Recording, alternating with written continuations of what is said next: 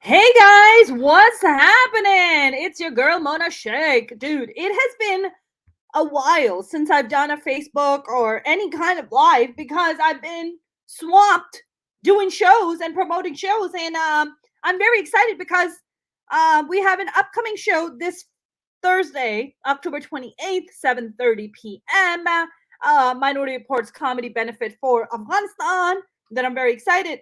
And my amazing host, Neelab Saraabi, is kind enough to join us. And here she is, and we're gonna shoot the shit and we're gonna make fun of the Taliban because why the fuck not? Neelab, what's going on?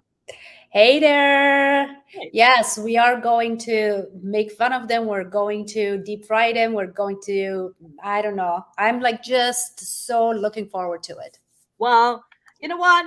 I'm very excited about the fact that we're gonna have a pretty cool crowd. I feel that's coming. I mean, we're already. I mean, listen, we've been all over. We were on KFI, iHeartRadio, KFI 640 AM, the number one talk radio show in the country. They're Yeah. blasting us out right now as we speak.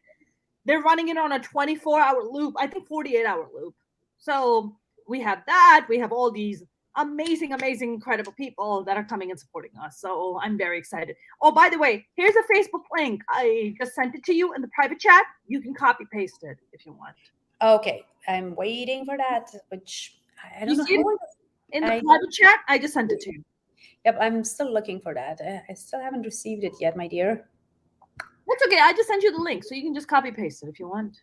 Okay, yeah, that's the link is what I'm looking for, and I haven't seen it yet. Oh yay! Hele Jan said, "Hello, ladies. Hello, Hele Jan.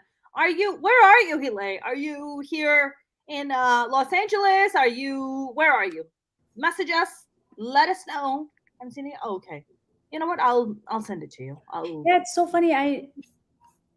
That's okay. Oh. No worries. No worries at all. Neelam, Neelam? How are you feeling about doing? First of all, have you ever hosted in English? I have, yes. I hosted film festival a couple years ago, the Love Film Festival. Okay. Yeah, it was kind of different because that was a film award, but it was very cool, super fun. I mean, do you have like special jokes written out for this trip, for this show, rather? Yes, absolutely. I mean, this show is kind of like this is very close and dear to my heart because this is. I mean, we do stand-up comedy, right? We do it so people laugh, and for me, social stand-up comedy is my social activism, and Yeah. so I always like every show that I've done so far, it has had a specific topic. So Yeah. I don't like I've gone on the stage for up to about an hour and a half, and talked all about women and Afghan women, and like the challenges we face and how the triumphs that we have scored so far. So it's been amazing. This one is it's kind of hard because it has been challenging to write for because of the atrocities that's happening in Afghanistan right now. So it's kind of hard to make light of the situation. However, it is I have been planning for it, and I have been this will be my best work. This Oh, I'm so touched. You're like, this is gonna be my. Oh this my is god, I'm really my melting. best work. Yep. I'm melting. I'm so. You know what? I think what I'm most excited about more than anything is watching you perform. I think, believe it or not, you know what? Because it gives me such great pleasure to see you representing so many Afghan sisters who don't have the opportunity to talk, who don't have the opportunity, who are locked up in Kabul and different places in Afghanistan, who don't have a voice. So I think the fact that you can get up there and you can talk, it makes me very happy. You know, it's funny because I have performed a lot more in Farsi than in English. I've had Yeah, some English shows too, but primarily I perform in Farsi because English is much easier for stand-up comedy because the culture is understanding of those jokes, and the language itself is not very formal. I mean, yes, it's the same with Urdu and Farsi. We have like a linguist, like a written language, and then we have a spoken language, and yes. so they kind of sometimes don't jive. But English is just it's very chilled, and because stand-up comedy, I learned it in English. It's Yeah. easier for me. I always feel like when I do stand-up comedy in Farsi, my aunt, my mom, my uncles, everybody actually go up the stage with me, and everyone's like, Neelab, don't say this, don't say that. When I'm performing in English, I'm like, I'm assuming none of them speak English, so I do whatever the hell I want to say. I do whatever the hell I want to do. I say whatever the fuck I want to say, including the word fuck. I mean, why is it that if you use like profanity in our language, in Farsi or Urdu or Hindi, it sounds much filthier and dirtier than it does in English? Why is that? Is it the way we translate it in our head? Is that what it is? Yeah, it is. Well, it's because of the cultural practices. Because in Afghanistan, we don't talk about sex, and sometimes when we do talk about sex is actually used for either procreation or for punishment. So, like, if we want to punish somebody, you're saying like, I'm going to do this and that to you, and that's all sexual stuff, right? So even if somebody in English, if we're like telling somebody, it's like, hey, fuck you, we don't really mean it, but say that in Farsi. Whew. Yes. Because in English, we're comfortable with sex. The culture of the English culture is comfortable with sex, right? The Farsi culture, sex is either for extreme, well, not pleasure, as a duty for women, because you signed an agreement that you're going to have sex with the dude, or it's used as a punishment. So because of that, saying like cursing in Farsi, especially if it's like innuendos, it's a lot harsher. Yeah, you're right. I just feel like there's a vulgarity to it when we say it in Urdu or Farsi versus when you say it in English. Maybe it's a lot more embracing in English too, It is, yeah. Again, it's like historically, if you think about it, it's more because of the usage of sex as a punishment. Yes. And that's why when you're saying it, you're kind of, nobody actually jokingly tells somebody to F off in Farsi or in Urdu. Like if you say it in Farsi or Urdu, you really mean it. Yes. Whereas in English, it's kind of like whatever. I mean, in America, if you're just like, that person's a bastard or you're a bastard, it's not so literal versus saying you're a harami. When you say you call somebody a harami, now those are fighting words. Yeah, well, exactly. Because the thing is, like, if you're if you look at the meanings of the word bastard and harami, it's like anybody who's born out of wedlock, right? When somebody who's not married is a bastard or harami. In America, being a bastard is fine. Nobody cares if your parents were married or not. That's right. In our culture, your parents get stoned to death if you're born and you're not married. So you can't call somebody harami and get away with it. That's right. That's right. I just feel like the fact that I'm doing comedy, you're doing comedy, we have other Indian, Pakistani, and hopefully we'll have more Afghan female comics and Afghan comics that are gonna step up and tell stories and tell that narrative. But I just feel like people like you and I, when we get up there and when we tell stories, we humanize the people that that don't really that are just shown in the news. Like today, so-and-so person was murdered, or this person is suffering. But when people like you and I, we step up and we get on stage and we start slinging jokes and start telling these stories, immediately it's humanized. Like that, it's almost like we carry this invisible responsibility for our entire culture. Do you feel that? Absolutely. I think the Middle Eastern or Southeast Asian or the Muslim women in general, yes, their perception of being a very oppressed and victimized all the time, that is kind of the general perception, right? So people, not that we're not, we are, believe me. But there's also very minute, like a very limited number of people, very small percentage of women who actually triumphed, and they have actually gone above and beyond being victims, and they're no longer victims, but they're actually helping out other victims. So it might come from in different shapes and forms, but what we are doing through comedy, and I think the best way that I could explain it is like when I was a kid, back in Afghanistan, and we got like stomachache, my mom would give us this herbal medicine that was so bitter, like you could not even swallow that thing. But she would, in order for us to swallow it, she would put some sugar in it. So then we could swallow it, and it was still a little bit bitter, but it was sweet, and so we could swallow it, and then made our stomachs pain I go see away. where you're going with this. I Yeah. know exactly where you're going with this. So that's kind of what we do. We take that bitterness and that bitter medicine, we put a little bit of sugar in it and feed it to society, hoping that their gas, like all the gas and the diarrhea and everything else, will stop, at least for a little bit. We're diarrhea stoppers. Is that who Yes, we are? we're anti-diarrhea. We're Diarrhea. anti-diarrhea. We're Pepto-Bismol. That's We're what we are. Oh, and we're pink. Yeah. So girl power, Pepto-Bismol power. They should pay us for that. I don't know. My mom and my dad used to give us Sprite. They were like, just drink the Sprite. It will be good for your stomach. And it's just like, I'm not so sure.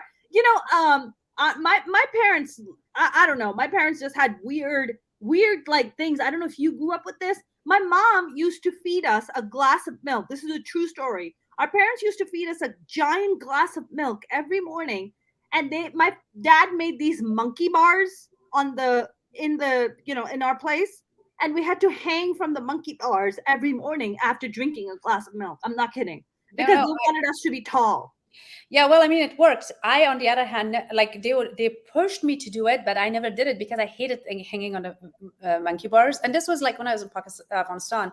When we went to Pakistan, things changed a lot for us. But one of my oldest sister, who practically raised me, she would always tell me, like when I kind of grew up a little bit, she would always blame me for being short because I never actually participated in sports and everything.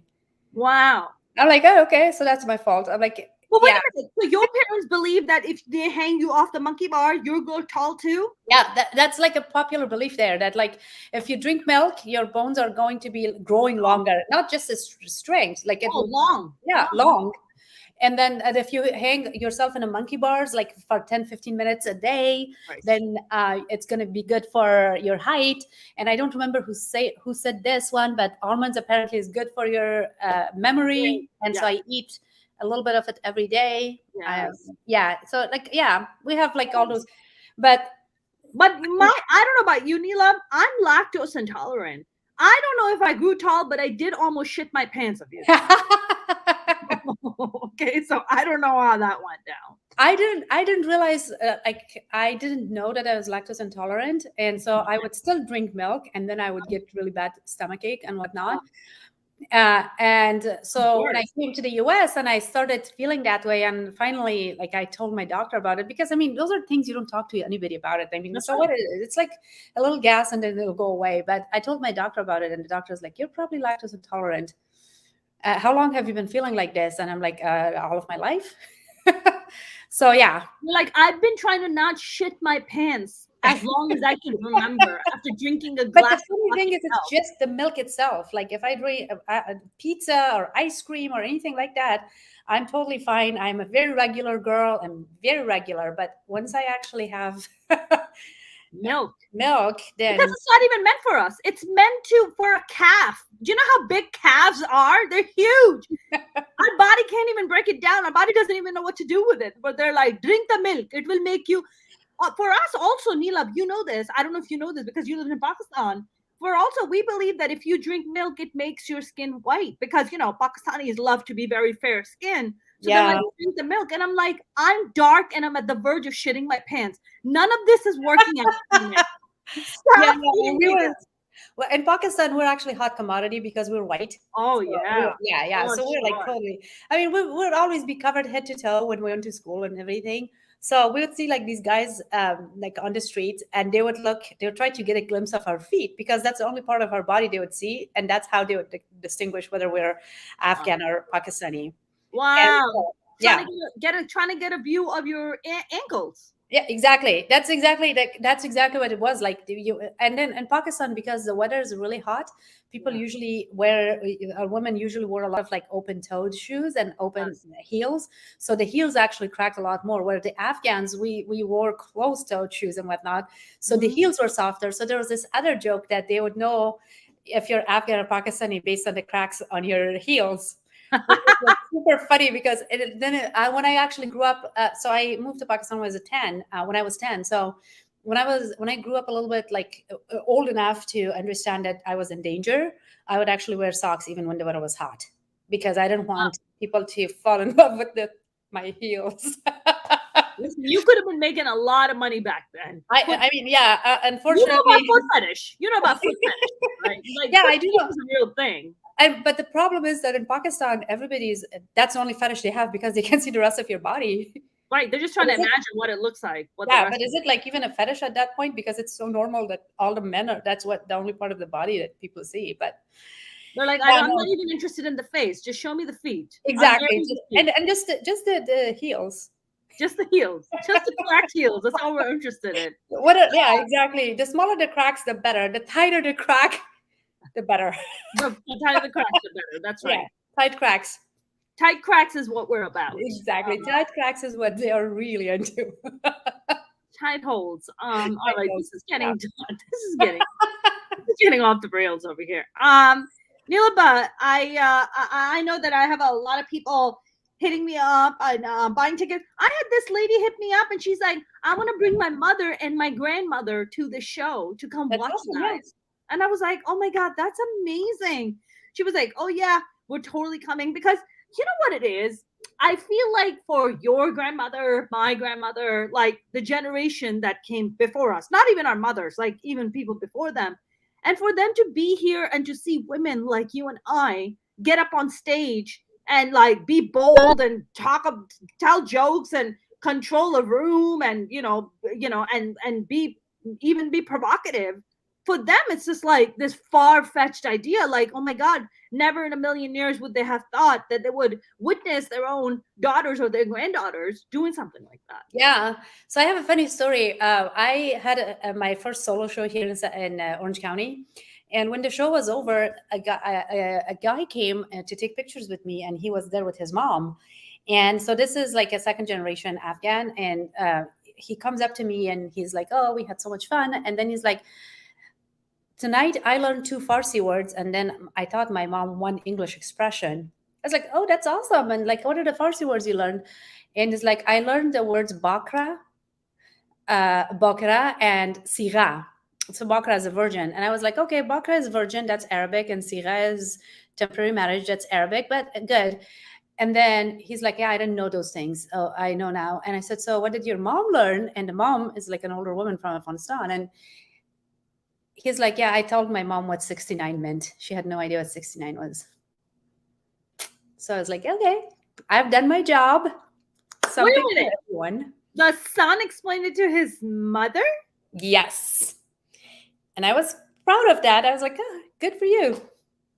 Neelab shows are educational, you guys. Neelab shows they're basically sex ed classes. So exactly. Like I am, I don't want to like tell you all the jokes, but I am like the pro in not having sex. So like so like I've not had sex for such a long time that I've become a pro. You're the opposite of the Kardashians. Totally. Exactly. Yeah. In every sense of the word possible. Wow. Including my behind. Including your behind. All right. That's fantastic. Well, I don't know if our audience know, but the mayor of Irvine is going to be attending our event. Mayor of Artesia is going to be attending our event. So I'm just honored that, these high profile people are going to come to the event and honor us with their presence. It means a lot. Absolutely. Yeah, it means a lot. We're going to start wrapping up, Neelab, but dude, are you going to do some jokes in Farsi? Because that was a question I was being asked. Probably not. This is like, I don't know. We'll just see, because a lot of the time, I mean, you're a comedian, you know that, right? You prepare the set, or at least that's what I do. I prepare this set, I deliver this set. And then when I watch myself, I'm like, I said, what? And sometimes it actually turns out really well, because in Farsi, wait a minute. You write one set, but then do another set? Is that no? Like I go on the stage and I improvise, and it like I'm like thinking, sure. Yeah, I'm like thinking, this is what I'm going to say. This is how I'm going to deliver the joke. But then by the time I am actually on the stage and I'm performing it, it just turns into something else. So who knows? Guys, I have no idea what's going to come out of my mouth. I have no guarantees. So like, just come and we'll all experience it together. We'll see. Either we're getting marriage proposals or we're getting tomatoes being thrown at us. Well, let's hope it's not tomatoes. But I have actually had marriage proposal, all the way from marriage proposal to death threats. Oh wow, that's high five! Me too. High five. Yeah. I got I once got a death threat on Facebook. It's very strange when you get a death threat on Facebook because you're just like, bruh, I can see your face and I can see your name. Exactly. Like you just reveal yourself. And the guy wrote to me, he said, you will die in 3 days. And that's what it sounded like in my head because it was some Pakistani guy. And Yeah, I was like, dude, your visa's gonna take a lot longer than that. that's exactly. So somebody posted something. Somebody posted a comment on my YouTube page and said that I'm going to come to America and I'm going to do this, that, and the other to you. So like all details, like it's such explicit details. So I'm like sitting there thinking, first of all, I've tried it in so many different ways to imagine it. That's impossible. That's physically impossible. So anatomically, no. Second of all, make sure when you petition for a visa to America that you put all of that in details because they love to give you a dream. Listen, these are my very specific reasons why I want to go to America. Exactly. I'm like, make sure that you put it all in there so that, but you know what? The sad and scary thing really is that some of those people have actually ended up coming to the US in the last like 2 months. So I like feel sometimes all the jokes aside, do you personally know these people? I don't know them personally, no. But I mean, like I've seen their profiles on Facebook and whatnot. But I mean, there are some people even in freaking DC that have threatened. So it's like people are people, you know. Do you report them, Daniela? Do you report absolutely. Them? Yeah. Wow. Yeah, that's important. It's important. Yeah. I mean, I like to take screenshots and then report them because you're right. God forbid, you don't know some lunatic's gonna show up to your door or try to just so you all know, like even if you pay me a compliment that is less than complimentary, I report you. So. If they're just like, you're looking good today. Well, what about the rest of the days? Exactly. Yeah, exactly. In that instance, I usually give them like 3 days to repeat their compliments. And if that doesn't happen, then I actually go report them. And like good and nice are not compliments, really. No. Like, they're not compliments. So you need to be like very specific and be very complimentary and tell me exactly what is great about me. Otherwise, restraining orders are a dime a dozen. So you know what it is though? I need you to tell me that I've lost those 2 pounds. Like somehow you can see that on my face. Absolutely. I need you to tell me that. But if you don't tell me that, then we're not going to be friends. And don't ever say you look beautiful. Say you are beautiful. What do you mean by look beautiful? Yes. Like, do you get international dick pics? Because I do. Oh yeah, most of mine are international. Yeah? Where are they from mostly? Afghanistan? Mostly Afghanistan, yeah. Afghanistan, Pakistan, a lot in the Middle East. Oh, wow. A lot in the Middle East, which is like super funny because I mean, in the Middle East, they have access to everything, right? Yeah. Depends on where you are in the Middle East. But then again, they're like people who are doing this kind of stuff online, they don't get any during the normal day. So that's why they're You know what it is? I didn't even get my mom gets them on her Facebook and I was like, Mom, you're so popular. That's amazing. You have fans out there, Mom. I was like, and you don't even do comedy. That's wonderful. I think we lost a few people when we started talking about them. And then people were like, we're out. We can't be a part of this conversation. All right, let's plug the show, Neelab. Neelab, when is the show? It is not tomorrow, but the day after tomorrow. Yes. So it's on Thursday, October 28th at the beautiful Caspian Restaurant that offers the amazing Persian food.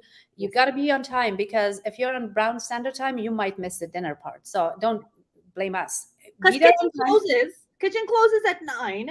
Yes. The doors open at 6. The dinner served at 6. So I recommend getting there early, settling down, eating your dinner, getting ready because the show starts at 7:30 on the dot. Exactly. The show starts at 7:30.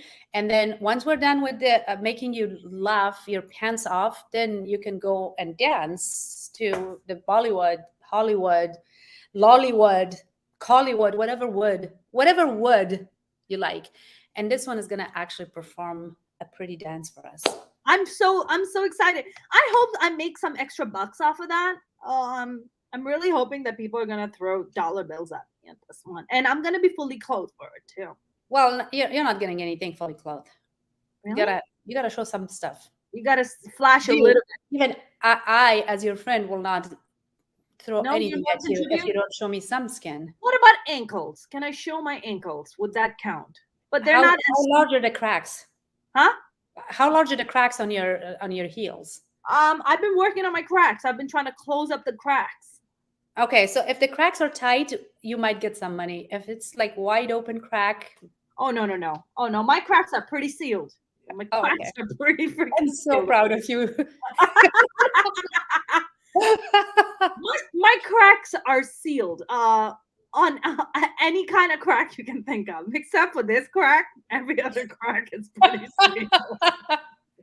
Well, yeah, I don't know if that's something we should announce out loud that our cracks have been sealed for a while. That's not very desirable, but I mean, it is what it is. Some men are really into it. Yeah. They're just really into it.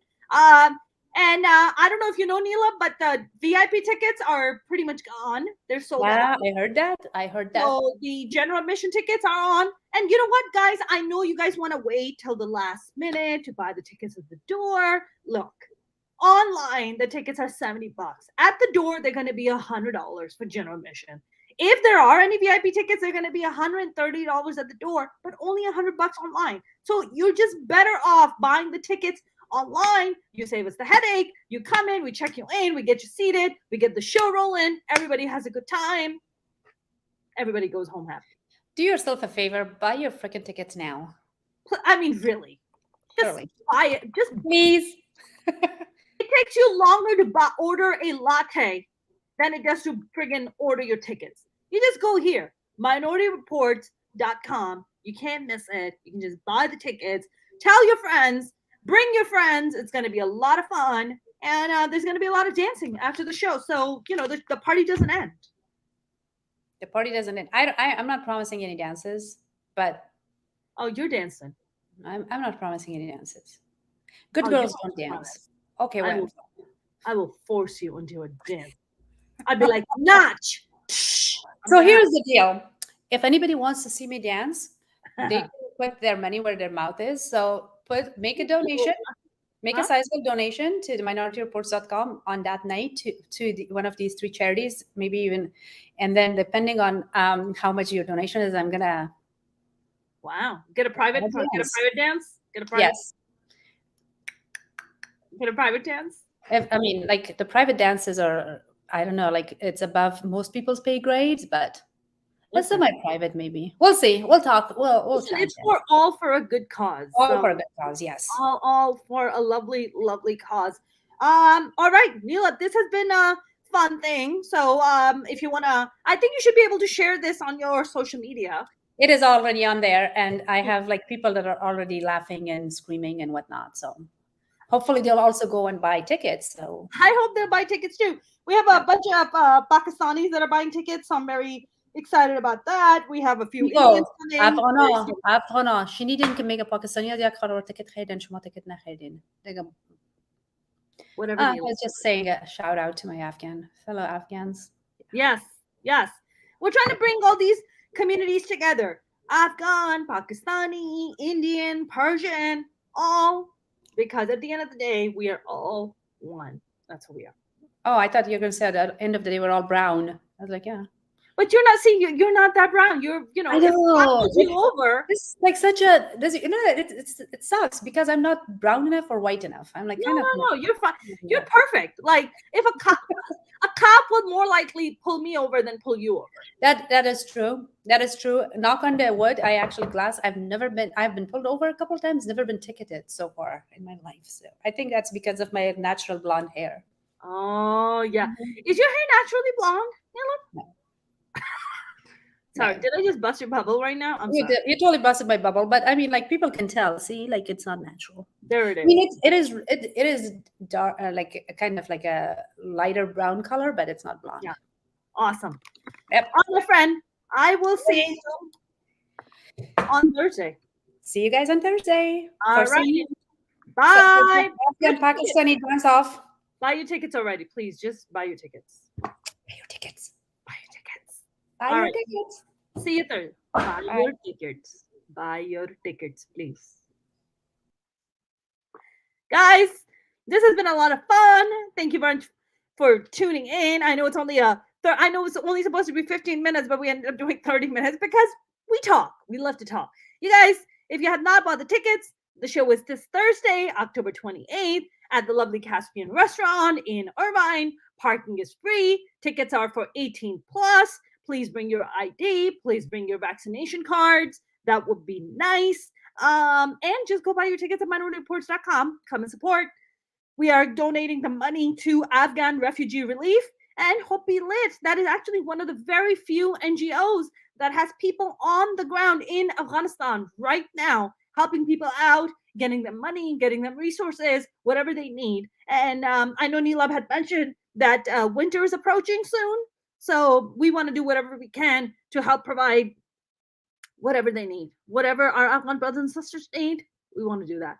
Guys, buy your tickets, minorityreports.com. I will see you guys soon. Have a good night. And Tim, hello, nice to see you. Love you too. I'll see you guys soon. Take care.